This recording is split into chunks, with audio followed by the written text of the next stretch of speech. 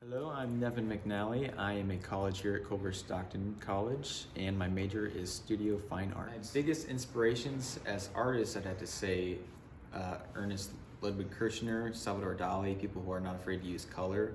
But also my inspiration would have to be shock factors, making people think about their own responsibilities in life and what they're doing, and really just the ability to shock people with color and maybe kind of dark humor and dark subjects that they don't really like to think about, but creating those in a beautiful atmosphere with bright colors. So I like the idea of combining dark themes with beautiful colors so people really have to take it in and think about what they're seeing.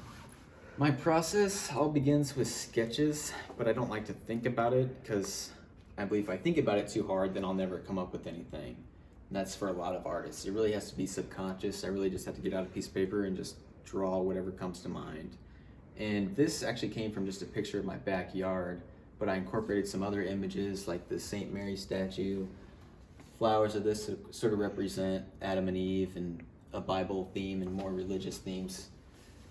And yeah, it's really just about starting with sketches and then building that up into a canvas and then building layers and layers and layers of color. I would say it is because it has to do a lot with suicide, which makes people uncomfortable, but also the idea of trash. I included trash to show pollution as beer caps, water bottles, condom wrappers, more beer, candy wrappers, just to show how disrespectful we are towards the earth. But it's also controversy because everybody deals with suicide at some point in their life, if it's a family member or somebody else. So I wanted to show how unfortunately normalized it's become. And even this frog over here is kind of just turning his back to it because he's so normalized to this. But it's also the idea of suicide being different in different cultures. Like this idea came from ancient Japanese art where you see so many cartoons of frog samurai stabbing themselves. And the idea was they killed themselves for honor for their family. If they were humiliated in battle, it was better to do that than to tarnish their family's name.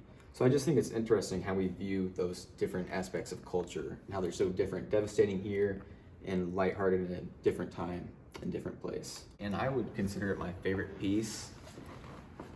Probably because it just seems more original as me as an artist. I love these curves that remind me of waves of Kanagawa, but they're my own interpretation of those waves.